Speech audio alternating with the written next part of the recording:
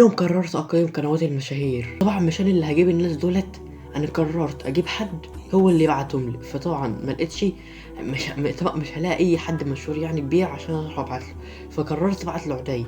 اللي ما يعرفش فيكم هو مؤسس كلان ترافليكس. فبعت له وهو رد وبعت لي 10 اشخاص هنقيمهم النهارده معاكم. قبل اي حاجه ما تنساش تعمل لايك واشتراك وتقول سبحان الله وبحمده سبحان الله العظيم.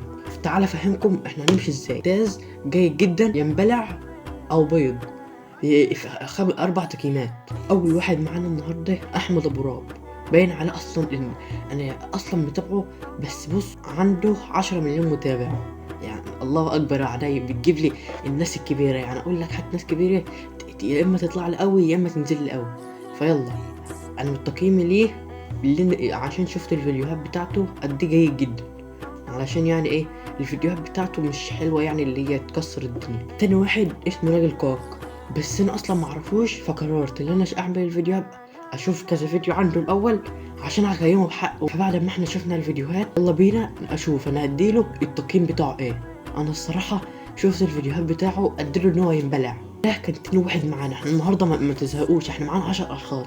والفيديو ده لو وصل ل 500 لايك الفيديو الجاي هقيم قنوات المتابعين مش المشاهير بقى. تالت واحد طالما عدي هو اللي باعت يبقى لازم نقيمه في الفيديو برضه. تالت واحد معانا هو عدي.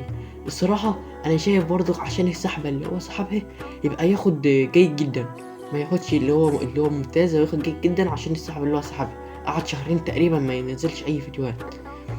رابع واحد معانا شينج اكس بونك. ف بص عنده كم متابع 21.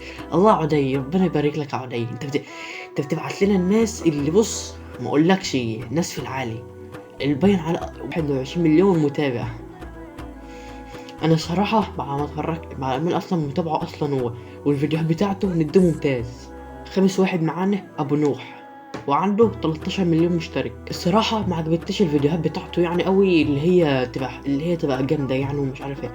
انا التقييم بتاعي اديله ان هو بيض. قبل اي حاجه مش عايز ولا مشهور ولا الناس بتتابعني ولا انت متابعني ولا حد بيتابعني من هناك ولا المتابعين من هنا وهناك. محدش يزعل مني. التقييم دون برأيي يعني ممكن انت تكون بتحبه وانا اصلا بحبهوش، فيكون دي بتقييمي. ومش عايز قبل ما نبدا اي فيديو اي حد يزعل ولا مشهور يزعل. التقييم دي بالنسبه للرأي يعني مش رأيكم انتوا. فنشوف بقى سادس واحد معانا ابو فله. يلا بينا هنديله تقييم كام؟ انا شايف اننا اديله ممتاز. سابع واحد معانا النهارده اسمه سيد، عنده 24 مليون متابع. فيلا بينا نشوف هنديله التقييم بتاعنا ايه. ان هو يعني ما عجبتنيش الفيديوهات بتاعته، بحس ان فيديوهات الشورتس بتاعته احسن من الفيديوهات الطويله. فهنديله ينبلع. تاسع واحد معانا هو اسر اكس، وبرضه من مؤسسين كلان ترافليكس. فيلا بينا نشوف تقييمنا كام. التقييم بتاعي الصراحه فيديوهاتي يعني مش قد كده، فهنديله بيض عشان اصلا فيديوهاته وحشه جدا. واخر واحد معانا هو زغلول بيحكي.